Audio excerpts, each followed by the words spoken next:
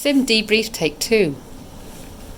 So guys, how do you feel? Lauren, let's start with you. How do you feel that way? How do I feel after that simulation? Yes. I feel okay. I feel like it was a good scenario, and that I did enjoy working with Laura, and I felt like she had my back throughout it, so I felt quite good throughout. There wasn't a period where I felt like I was panicking or really uncertain. I don't know, how did you feel, Laura? Yeah, I felt okay. I think at times it's always like a little bit stressful when you're looking after somebody that's really poorly and you don't quite know what's wrong with them. But I feel okay. Yeah. So what I'll do is I'll take you through the scenario that we've just done, and we'll talk a little bit more about it. So at the beginning, you were introduced to Mr. Carter, who'd come in feeling quite short of breath, and you took a brief history where you just asked him some questions about what's brought him in. After that, Lauren, you asserted that he was able to speak to you, and therefore his airway was fine because he could get words out. And so you moved on to wanting to listen to his chest and more things to do with his breathing. And at this point, I think you asked Laura to put on some observations so that we could see a bit more about what's going on with Mr. Carter, which Laura, you then started doing. And then that all started coming up on the monitor as well. Lauren, you then went back to assessing what's going on with Mr. Carter, and you found some things on his chest that made you concerned.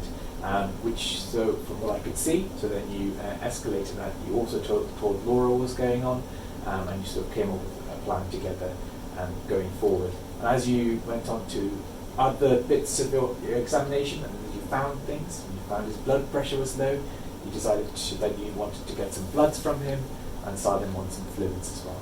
And I think it was at that point you decided that he was sick enough that he needed admission into hospital, and you decided you wanted to call the right people about this. Do you guys have any comments about that at all?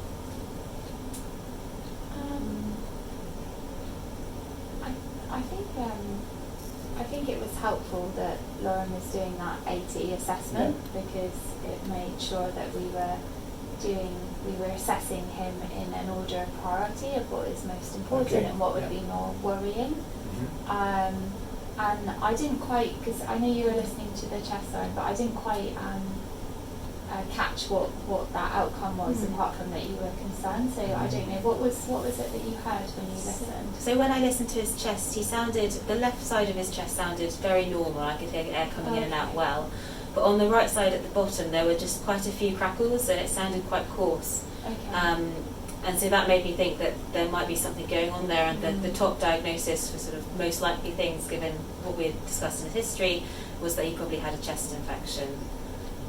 And then things like when you did his temperature, that was high, so that backed it up, and his oxygen sats were low, and he was having lots of sputum as well. So all of those things sort of helped point us more in the direction of this being a chest infection. And I think it's really difficult. I find it difficult when you get a patient who's come in straight from the community. One of the parts of the AT assessment is trying to decide where they need to be. And being able to do the AT assessment brought to light enough things to make me think that it was a diagnosis of a chest infection, and also to lead me to thinking, no, he's not safe at home. But equally, that I felt that Laura and I were managing him quite well in that environment, so a ward is probably the best place for him to have ongoing treatment, rather than thinking about him going and needing sort of more intensive care at this point. A question for both of you, if you don't mind. What do you think are the skills that you used most in this scenario? And I'll start with you, Lauren, first, and then go to Laura. So for me, I think communication was key here, because I was very lucky that Laura was with me, and I think there's always a danger that I start doing something and don't explain it to Laura, or she starts doing something and I'm wondering where she's gone or what's going on, and then you have this disconnect, and that can really make things a lot harder in terms of managing the patient.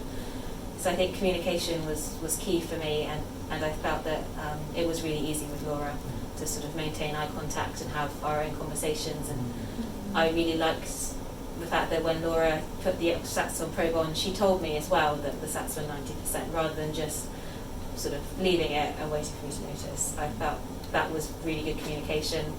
and then we could react to that together, and it was much better for the patient and enabled us to work as a team. Yeah, I always find it a bit tricky, because if I see something that I'm concerned about but you're also busy doing something, I always feel that I don't want to interrupt, but I need to get that information to you that I'm concerned. So I think it is all about working as a team to get that balance right, so we're not overwhelming each other, so that we can think and we can be practical and deal with the situation, but also that at the appropriate time I've, as soon as I can, escalated the concerns that I'm finding, so we can build that picture together. So I guess that brings it back to teamwork, which you mentioned, Lauren, and the importance of us working very closely, but very well together, so we can support the patient in that way. What do you think about the fact that when you have lots of patients like this, do you think that it affects doctors and nurses going through these sort of situations quite often?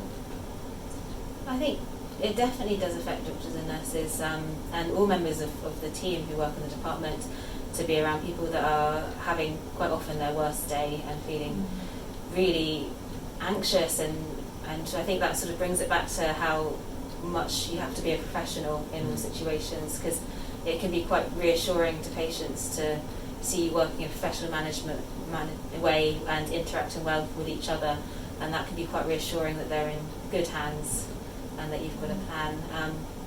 And I think the more you do it, the more you learn how important it is to keep the patient in the loop at all times. So they need to know when you make that decision that they're not going home.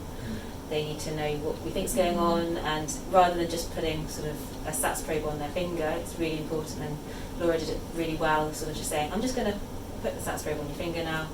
Then it makes them feel part of the discussion, and I think for me that helps me as well. If I can see that I am able to reassure the patient in that way, it helps me manage my anxiety with how unwell that they're becoming.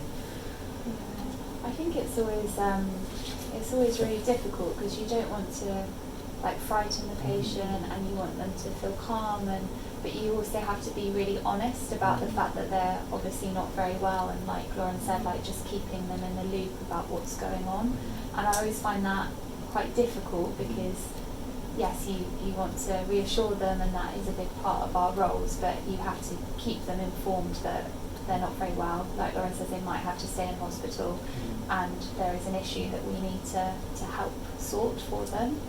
I always find as well that patients tend to, not everyone, but a lot of patients will be worrying about their family more than they'll be worrying about themselves, and it's really important that we think about the patient as more than just them, and we have the priorities of helping them when they're really poorly, but also okay, is there anyone we can update for you? Can we phone your wife, phone your next of kin, and get them to come in, or at least reassure them that you're being looked after in hospital and what's going to happen. And I think that does help calm the anxieties of the patient quite a lot.